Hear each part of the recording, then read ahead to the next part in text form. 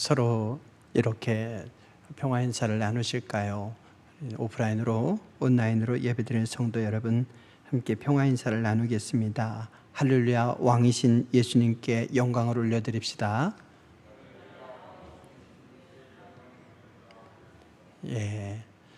오늘은 종려주일이죠. 종려주일이란 예수님께서 순환당하시기 위해 나귀 새끼를 타고 예루살렘에 올라가신 것을 기념하는 주일이죠. 종려, 뭡니까? 종려나무에서 나온 말이죠. 예수님께서 예루살렘으로 올라가시는데 사람들이 종려나무 가지를 흔들면서 특별한 예식을 표현했기 때문에 그래서 종려주일 이렇게 부른 것이죠. 이렇게 예루살렘으로 올라가신 예수님은 어떤 분이십니까? 예루살렘에 올라가신 예수님은 어떤 분이신지, 또 그분을 안다면 우리는 예수님께 무엇을 드릴지 오늘 말씀에서 깨닫고 헌신에 이르게 되시길 바랍니다. 예수님께서 여리고에서 바디메오의 눈을 뜨게 하셨습니다. 그리고는 예루살렘으로 향하신 거죠. 지금이야 이제 예루살렘 북부 쪽으로 해서 여리고에서 올라오는 좋은 길이 있지만 예전에는 그런 좋은 길이 아니었습니다. 예루살렘에서 성전에서 내려가게 되면 계곡이죠. 계곡을 건너서 다시 언덕으로 올라가야 됩니다. 가파른 언덕으로 올라가서 넘어가게 되면 그 뒤에 벳바게가 있고 그 뒤에 다시 또 베다니가 있고 그 길을 따라서 계속 가면 여리고입니다. 참 좁고 험한 길이기에 강도가 나타나는 길이기도 하지요. 그래서 예수님께서 오늘 말씀에 보면 벳바게와 베다니에 도착하셨다 이렇게 표현하고 있습니다. 이곳에서 예루살렘 입성을 준비하시는데 제자 둘을 보냅니다. 맞은편 마을로 가봐라. 그러면 거기에 아무도 타지 않은 나귀 새끼가 있다. 그걸 풀어서 끌고 와라. 주인이 왜 이렇게 하느냐 묻거든 주가 쓰시겠다 하라. 그러면 보낼 것이다 말씀하셨습니다. 예수님께서 사전에 예약이라도 해놓으신 것 같잖아요. 어쨌든 순종하여 간 제자들이 말씀대로 나귀 새끼가 있는 걸 보고 다짜고짜 끌러요. 주인이 묻죠. 주가 쓰시겠다 이러니까 주인이 기꺼이 내놓습니다. 참 놀라운 일이죠. 예수님이 이렇게 나귀 새끼를 타고 예루살렘에 입성하실 때 제자들은 자기들의 겉옷을 나귀 위에 얹었고요. 예수님께서 그 위에 타셨습니다. 그걸 본 다른 사람들이 각자 겉옷을 벗어서 길에다 까는 거예요. 그리고 옷을 벗을 수 없는 사람들도 있지 않습니까? 그들은 또 종려나무 가지를 꺾어다가 길에다 깔았습니다. 그리고 어떤 사람들은 또 종려나무 가지를 흔들었습니다. 이미 예수님이 오신다는 소문을 들은 많은 사람들이 감람산 그 고개를 이렇게 내려올 때, 내리막길로 올 때 이미 그곳에서 나와서 환영하고 있는 거예요. 예수님이 그동안 행하신 기적, 능하신 일로 인해서 확신 가운데서 기뻐하며 하나님께 찬양을 돌렸습니다. 호산나 찬송하리로다. 주의 이름으로 오시는 이여 찬송하리로다. 오늘 우리 조상 다윗의 나라여 가장 높은 곳에 호산나 이렇게 외쳤습니다. 사람들의 이 찬양에서 인상 깊은 표현이 뭐냐? 조상 다윗의 나라여 라고 하는 표현입니다. 우리 조상 다윗의 나라여. 이 나라라고 하는 이 말은 헬라어에서는 좀 독특하게 쓰여요. 그것은 단지 영토를 의미하는 것이 아니라 바로 왕권, 왕위 이런 걸 뜻해요. Kingdom of God, 하나님의 나라, 이 말은 뭐냐면 그 reign, 하나님의 통치 이런 걸 의미한다면 나라라고 하는 이 말은 바로 예수님이 왕권을 갖고 계시다 이런 뜻이에요. 그래서 조상 다윗의 나라여 라고 하는 이 말을 누가복음과 요한복음에서는 좀 더 직설적으로 표현했죠. 누가복음 19장에 보면 호산나, 찬송하리로다, 주의 이름으로 오시는 왕이여 이랬어요. 왕이여. 하늘에는 평화요, 가장 높은 곳에는 영광이로다. 요한복음 12장에도 예수님께서 예루살렘으로 입성하시는 장면이 나오는데 호산나 찬송하리로다, 주의 이름으로 오시는 이 곧 이스라엘의 왕이여, 이스라엘의 왕으로 표현했죠. 즉 예수님은 어떤 분이냐, 우리 조상 다윗의 나라여 라고 해서 다윗의 왕권을 회복시킬 진정한 왕, 메시아이십니다 라고 하는 고백입니다. 왕으로 오신 예수님, 만왕의 왕이신 예수님, 만물을 통치하시는 예수님께서 예루살렘에 입성하십니다. 그런데 이 왕이신 예수님께서 나귀 새끼를 타고 입성하신단 말이죠. 일반적으로 왕이 수도로 들어가는 모습과는 달라요.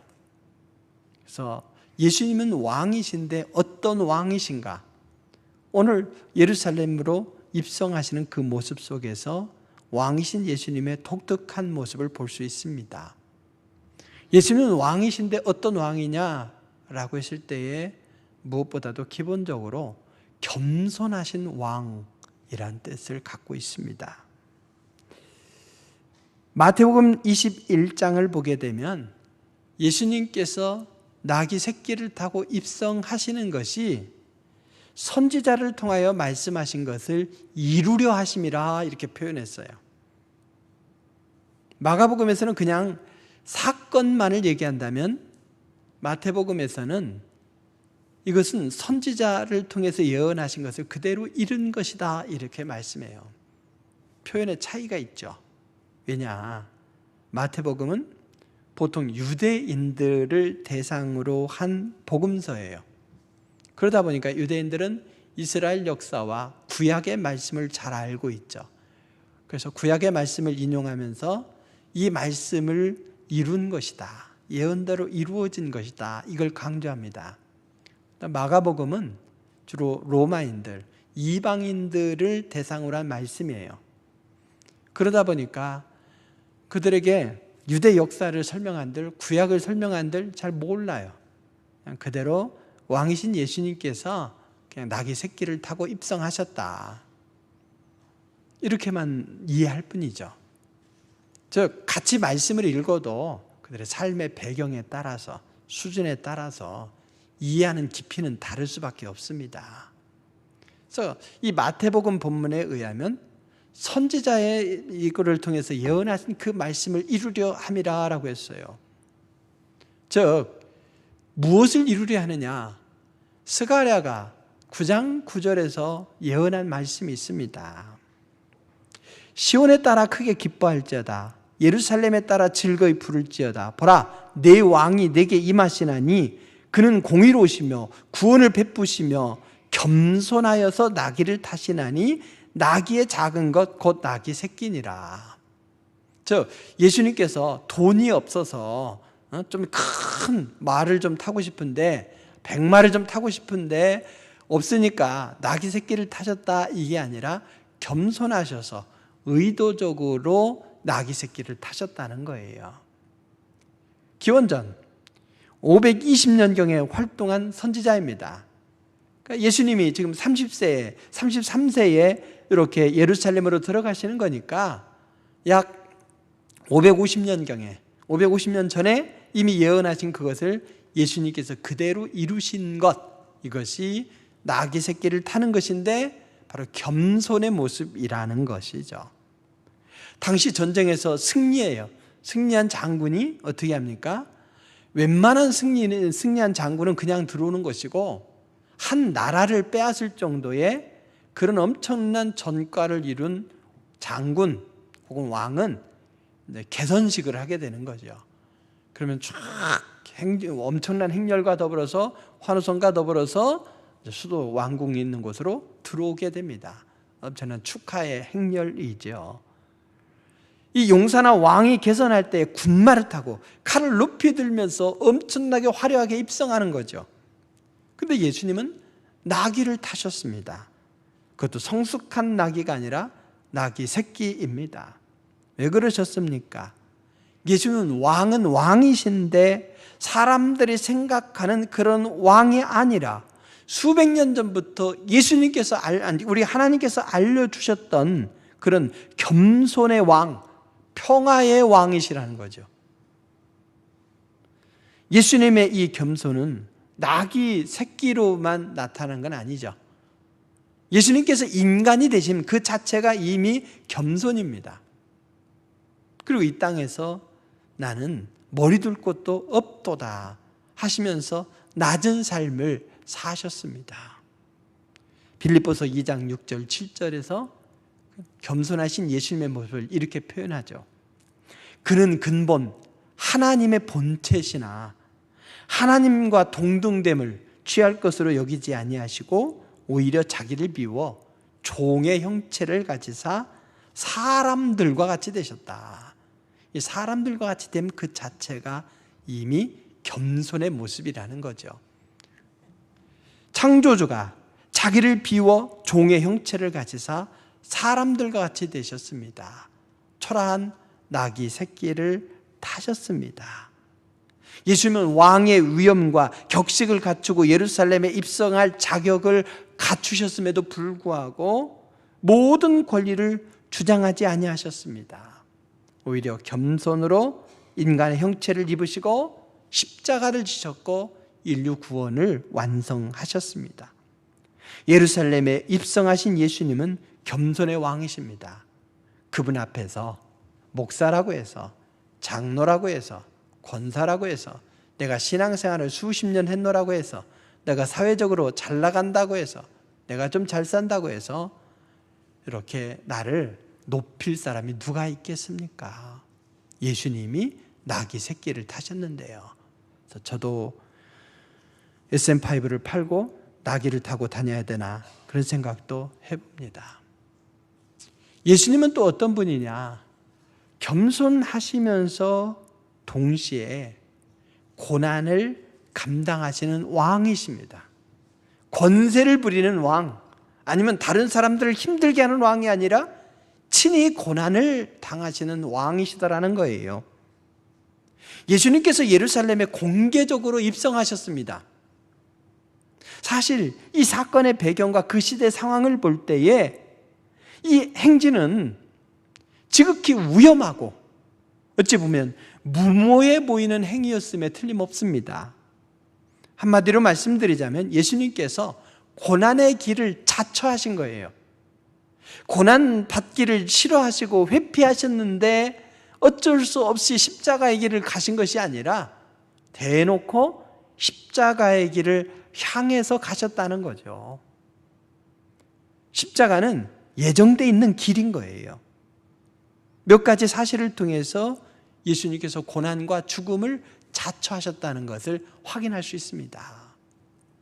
종려 주일, 그날은 뭡니까? 유대력으로 보면 안식 후 첫날이죠. 즉 6일 후면 안식일이에요. 그리고 6월절입니다. 그래서 그 6월절 어간에 예수님께서 예루살렘을 찾아오셨고, 그래서 종려 주일날 이렇게, 그날은 유대인들에게는 안식 후 다음 날이죠. 우리에게는 주일이지만 그날 예루살렘으로 들어가신 거예요. 6월절이라고 하는 이 기간은요, 여러모로 위험한 기간입니다. 지금도 그러죠. 5인 이상 모임 금지. 일제시대 때도요, 그때도 몇 명만 모였다면 벌써 순사가 떠서 해산시키는 거죠. 마음대로 모일 수가 없었습니다. 로마 식민지 치하예요. 이때 사람들이 많이 모여든다, 그 자체로 위험한 겁니다. 이때 6월절 기간 동안에 양을 무려 25만 마리를 잡았다고 합니다. 그리고 규정에 의하면 6월절 양 한 마리는 최소한 10명이 먹게 했으니까 25만 마리를 잡았다는 얘기는 최소 250만 명이 모였다는 얘기예요. 유대인 모든 남자들은, 최소한 남자들은 3대 절기에는 꼭 예루살렘을 찾았어야 합니다. 사람들이 많이 모이다 보니까 긴장이 고조되겠죠. 그리고 이 유월절은 애굽으로부터의 해방을 기념하는 절기예요. 그래서 유대인들이 메시아를 갈급했는데 메시아가 오신다면 언제 오시냐? 이 유월절에 오실 것이다. 이렇게 기대를 했어요. 그러면 이 메시아는 누구냐? 로마 치하로부터 해방시켜줄 분, 이렇게 기다리니까 로마 군인들은 긴장하죠. 그래서 가이사랴로부터 로마 군인들을 증파해서 그 치안을 관리합니다. 아니나 다를까 이 유월절 기간에는 기이한 행동을 하는 사람들이 많이 있었어요. 그래서 나를 따르라 이래서 이 예루살렘은 애굽이다 이래요. 그럼 어떻게 해야 됩니까? 예루살렘 성 안에서 군중들을 이끌고 감람산으로 나가는 거예요. 그럼 우르르 사람들이 또 따라가죠. 어떤 사람은 그럽니다. 자, 여리고성이다. 정복하자. 뭐 이러면 또 예루살렘 주변을 이렇게 돌기도 하고, 오늘 새 예루살렘을 향하자 이러면서 예수님처럼 예루살렘으로 들어온 이들도 있었습니다. 그때마다 사람들은 움직였죠. 유월절 기간 동안에 예수님께서 이렇게 공개적으로 움직이신 것, 그 자체가 이미 위험한 것이고 죽음을 자초하는 일이고 로마 군인들이나 유대 종교 지도자들에게 감시권 안에 들어오는 아주 위험한 행동이죠. 그뿐입니까? 종려주일이잖아요. 즉 사람들이 종려나무 가지를 흔들었습니다. 이 종려나무 가지 어디서나 볼 수 있는 것이고 흔하죠. 흔한데 바벨론 포로기 이후에 유대인들은 이 종려나무 가지를 뭘로 생각했느냐? 이 민족주의와 결합해서 승리를 상징하는 거였어요. 여러분 그냥 평상시에 이런 식으로 하면 이게 뭐예요? 야, 술 취했을 때 야, 이게 손가락이 몇 개로 보이냐 이러겠죠. 그러나 미얀마 사람들에게 이건 뭡니까? 민주의 상징 아닙니까? 이것처럼 유대인들에게 있어서 종려나무 가지를 흔드는 것은 곧 해방, 승리, 이것을 의미하는 거였습니다. 예수님께서 공개적으로 예루살렘으로 들어가시는데 그때에 사람들이 흔들어요. 새 왕을 모신다는 것이죠. 로마에 대항해서 반란과 독립을 공개적으로 외치는 거예요. 유월절이라고 하는 위험한 순간에 사람들이 공개적으로 종려나무 가지를 흔든다. 그리고 예수님은 어떻습니까? 누군가를 치료해 주시고 내가 메시아라는 사실을 숨겨라. 또 내가 너를 고쳐준 걸 숨겨라. 이러시잖아요. 근데 종려나무 가지를 흔드는 것을 막지 아니하셨어요. 그냥 허락하셨습니다. 왜요? 지금 예루살렘으로 들어가시는 길은 고난을 위해서 가시는 길이기 때문이었던 것이죠. 왕이신 예수님은 겸손하시고 또 고난당하시는 메시아로서 왕으로서 예루살렘으로 향하신 거예요. 그렇지만 그 패배로 끝납니까? 아니죠. 예수님은 궁극적인 승리를 가져오실 왕이었습니다. 예루살렘 입성이 고난과 죽음을 자초한 것이라면 그 길이 위험한 길이기도 하죠. 그렇지만 그 길은 또 다른 승리의 길이기도 했던 거예요. 군중들은 예수님의 행렬 앞에 나뭇가지를 흔들고 손에 들고 주님을 맞이했습니다. 이 나무가 승리를 상징하는 종려나무였고 오늘이 종려주일이라고 부르는 이유이기도 하지요. 군중들이 예수님을 승리의 왕으로 환영한 것, 이것은 하나는 맞고 하나는 틀린 거예요. 로마 제국으로부터 로마 제국을 물리치고 독립을 가져다 줄 왕으로 모신 것은 잘못된 거지만 승리를 가져다 줄 것으로 믿은 것은 잘된 거예요. 그래서 예수님은 세상적인 승리자나 왕으로 오신 것이 아닌 진정한 승리자였죠. 예수님께서 우리에게 가져다 주신 승리가 뭡니까? 사탄 마귀로부터의 승리요, 죄로부터의 승리요, 죽음으로부터의 승리였던 것이죠. 그래서 일시적인 독립을 가져다 주는 승리가 아니라 우리에게 영원한 생명을 가져다 주는 궁극적인 승리였던 것입니다. 낙이 타신 승리의 왕이 되셨습니다. 구원을 베푸시는 승리입니다. 세상적인 승리보다도 더 근원적인 승리입니다. 요한복음 3장 8절에 의하면 예수님께서 이 땅에 나타나시는 건 뭡니까? 마귀의 일을 멸하려 함이라 했는데 그 말씀대로 이루어진 거죠. 겸손의 모습으로 친히 고난을 당하심으로 십자가에 달려 죽으셨다가 부활하셔서 이 땅에 궁극적인 승리를 가져다 주셨습니다. 그래서 예수님은 어떤 왕이시냐? 이 땅에 일순간적인 승리가 아니라 궁극적인 승리를 가져다 주신 왕이시라 이거예요. 예수님은 친히 낮아지신 겸손의 왕이십니다. 예수님은 친히 고난을 당하신 왕이십니다. 그리고 예수님은 바로 승리의 왕이셔요. 이 모든 것은 필연의 과정이었죠. 우리 인간을 진정한 구원으로 이끌기 위해서 낮아지시고 고난당하시고 우리에게 궁극적인 승리를 가져다 주신 왕이신 겁니다. 사람들이 예수님을 정확하게 알았는지는 모르지만 예수님께서 예루살렘에 입성하실 때에 저마다 자기가 할 수 있는 것으로 내놓고 예수님께 영광을 올려드렸습니다. 그렇다면 우리는 우리 죄를 사하시고 구원에 이르도록 하기 위해서 예루살렘으로 올라가신 예수님께 무엇을 드리겠습니까? 여러 사람들이 예수님께 드린 것이 무엇인지를 보고 배워서 우리 또한 겸손의 왕, 고난당하신 왕, 결국에는 우리에게 궁극적인 승리를 가져다 주신 왕이신 예수님께 무엇을 드릴 것인지를 결단하실 수 있기를 바랍니다.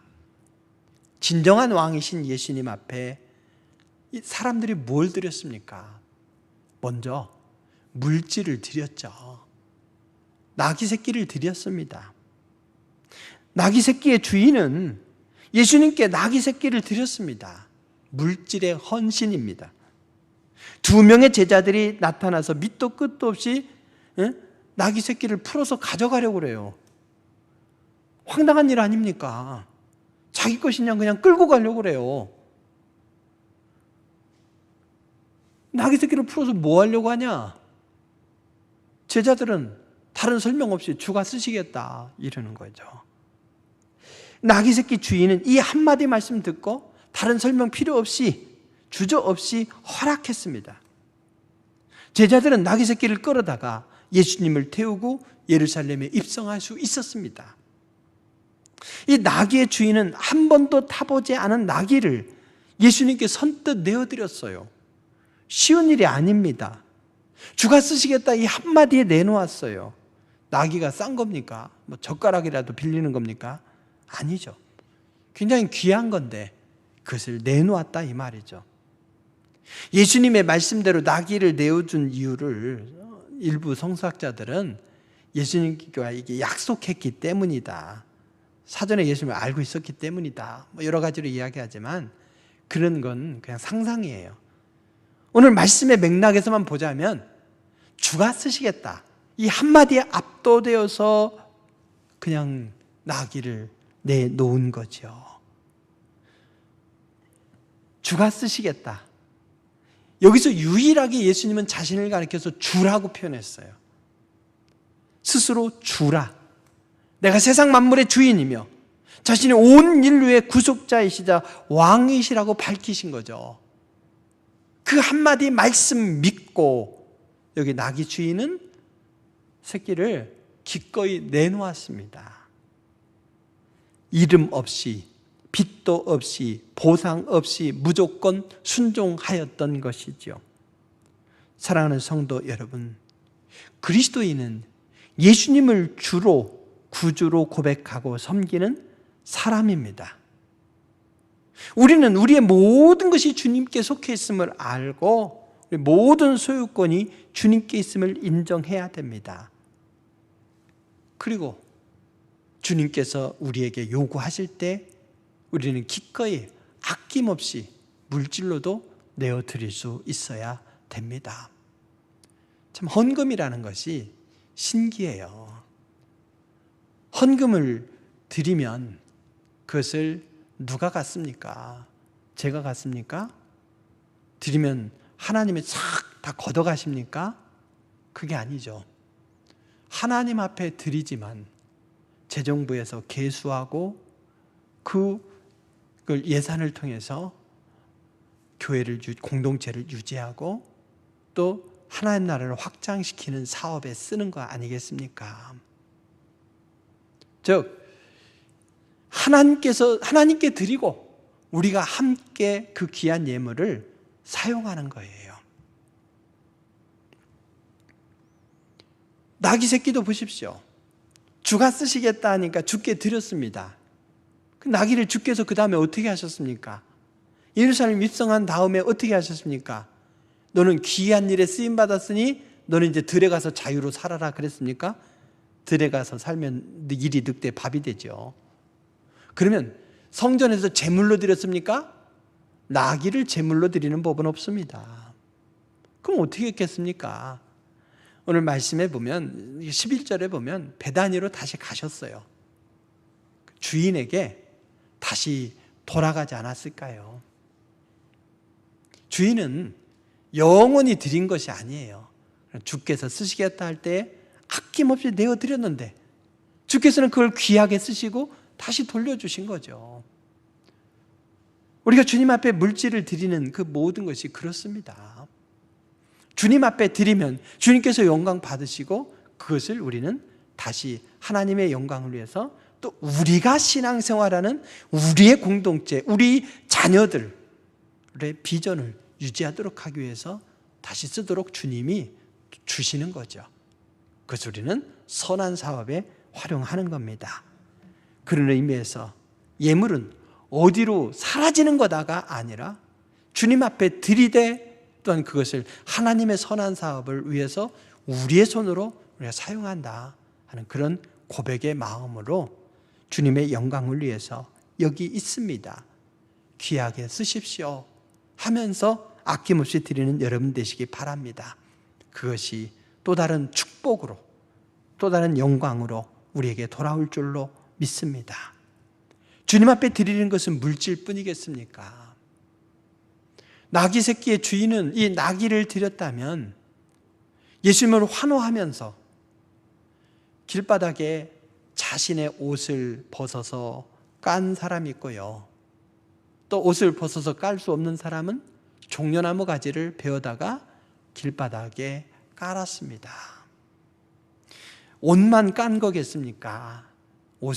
자기의 옷을 깐다는 것은 나의 몸을 바닥에 깐다는 거예요.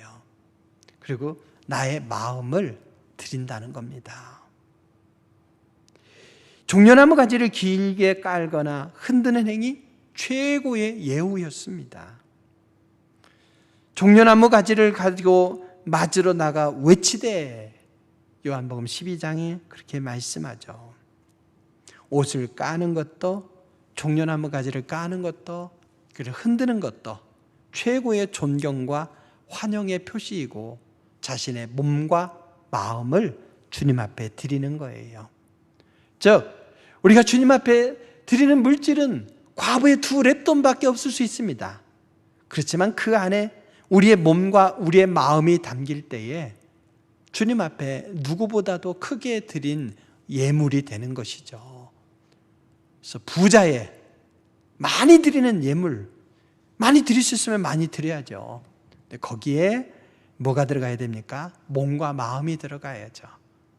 가난한 사람? 나는 이것밖에 안 되는데요가 아니라 거기에 몸과 마음의 고백이 담길 때에 귀한 예물이 되는 것이죠. 신앙생활이라고 하는 건요, 좋은 일이 있을 때만 찬송하는 것이 아니라 고난의 깊은 골짜기에서도 찬송하는 거예요. 기도할 수 없을 때 기도가 터져나오고 찬송할 수 없을 때 찬송이 터져나오게 하는 것, 이 이것이 곧 믿음의 힘입니다. 우리가 어려운 상황에 처해 있었죠.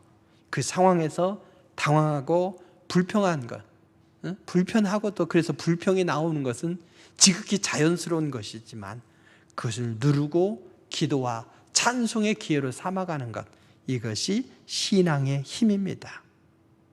지금 현실이 우리의 기대나 생각과 다르다 할지라도 궁극적으로 우리가 이길 것이라는 약속을 하나님께서 주셨기 때문에 우리는 모든 상황을 초월해서 하나님께 우리의 몸과 우리의 마음을 드리는 것이 마땅합니다. 우리에게 다양한 은사를 주셨습니다.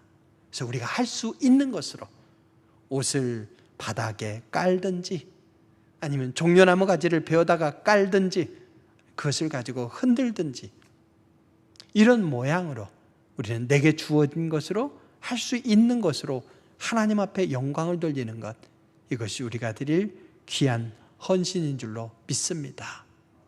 그런가 하면 어떤 이는 물질로, 어떤 이는 몸과 마음으로 드린다면 보니까 어떤 이는 영혼으로 하나님 앞에 드렸습니다. 사람들이 외쳤죠. 호산나 찬송하리로다. 주의 이름으로 오시는 이여 찬송하리로다. 오는 우리 조상 다윗의 나라여 가장 높은 곳에서 호산나. 이 호산나라고 하는 이 말은 예수님께서 예루살렘에 입성하실 때 이곳에만 유일하게 쓰인 말씀이에요. 호산나.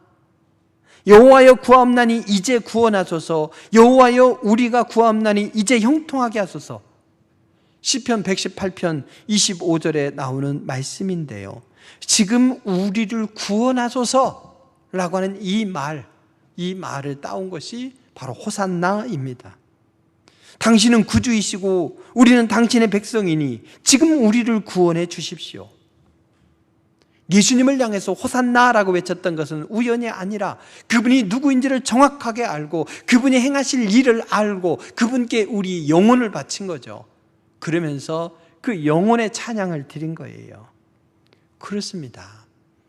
우리가 입술의 찬양을 할 수가 있죠. 또 깊은 호흡을 하면서 배로부터 힘을 모아서 찬양하라고 말하지 않습니까? 그건 기술이고요. 우리의 마음으로부터 우러나오는 찬양이 있는가 하면 내 영이 주를 찬양합니다. 영혼의 찬양이 있는 거예요. 바로 진실한 우리의 고백은 영혼의 찬양으로 완성이 되는 것이죠. 찬양을 통해서 우리가 주님 앞에 나아간다면 우리의 영혼이 참 만족에 이를 때, 확신에 이를 때, 참 고백에 이를 때의 신앙의 완성으로서 우리는 찬양하지 않을 수가 없는 거예요. 그래서 이 군중들은 조금 있으면 예수님을 십자가에 못 박아라 이렇게 외치는 사람일 수도 있지만 오늘 그들은 진심을 담아서 호산나 외쳤던 거죠. 영혼의 헌신을 드렸습니다. 사랑하는 성도 여러분, 우리는 무엇으로 하나님 앞에 드리겠습니까? 오늘 예루살렘으로 입성하신 예수님은 왕이십니다. 우리를 구원하시기 위해서 친히 낮아지신 이 겸손의 왕이시고 우리를 대신해서 십자가의 고난을 당하신 왕이시고 결국에는 부활하심으로 궁극적인 승리를 가져오신 왕이십니다. 그분이 나귀 새끼를 타고 예루살렘으로 입성하십니다. 사람들은 예루살렘에 올라가는 그 길에 다양한 것들을 내놓았습니다. 자기들이 내놓을 수 있는 것으로 내놓았습니다. 어떤 사람은 주가 쓰시겠다는 말씀 한마디에 자기가 가지고 있는 나귀 새끼 물질을 내놓았습니다. 어떤 사람은 예수님께 최고의 존경과 예의를 갖추기 위해서 자신들의 겉옷을 벗어서 바닥에 깔기도 하고 종려나무 가지를 바닥에 깔기도 하였습니다. 그들의 몸과 그들의 마음을 드린 거죠. 어떤 사람들은 예수님을 향해서 호산나, 지금 우리를 구원하소서 하며 확실한 고백이 담긴 영혼의 찬양을 올려드렸습니다. 우리 영의 눈이 열려 예수님의 사랑을 깨닫고 주님이 참으로 우리 왕 되심을 믿는다면 주님께 나의 물질과 나의 몸과 나의 마음, 아니 나의 영혼과 생명까지 바쳐 왕 되신 주님께 헌신을 다해야 할 것입니다. 예수님은 고난과 죽음을 맞으러 예루살렘으로 올라가십니다. 친히 고난의 길을 걸어가시기 위해서 벳바게와 베다니에서 예루살렘으로 들어가신 이 예수님의 사랑은 우리가 드릴 수 있는 모든 것으로 드리며 헌신을 표현해도 갚을 길이 없습니다.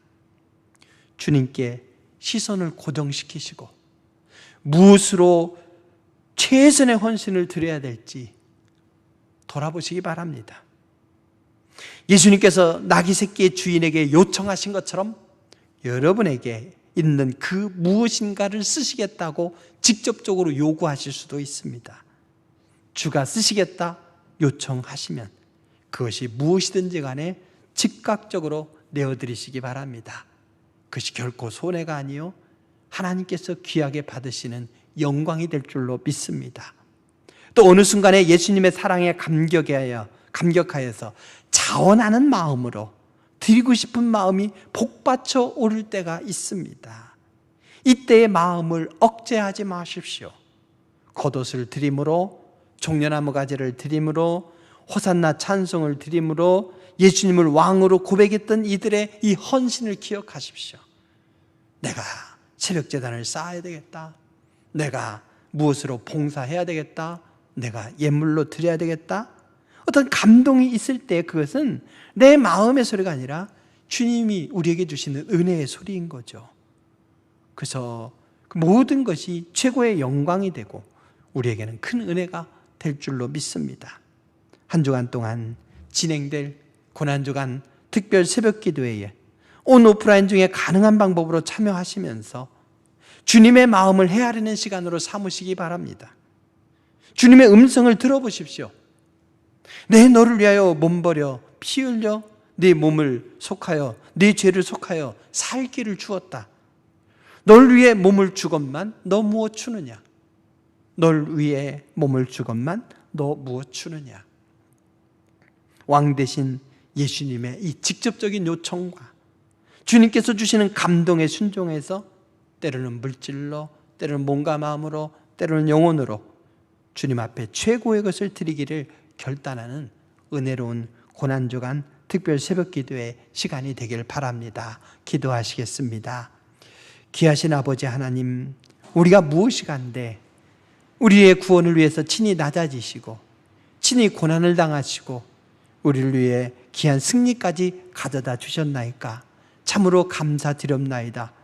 그 사랑에 겨워서 우리가 할 수 있는 것으로 때로는 물질로, 때로는 몸과 마음으로, 때로는 영혼으로 주님 앞에 때로는 주님의 요청에 순종하여 때로는 자원하는 마음으로 기꺼이 드리며 헌신하는 귀하고 복된 삶이 될 수 있도록 친히 이끌어 주시옵소서. 우리를 위해 고난의 길을 걸어가신 예수님의 이름으로 기도드립니다. 아멘.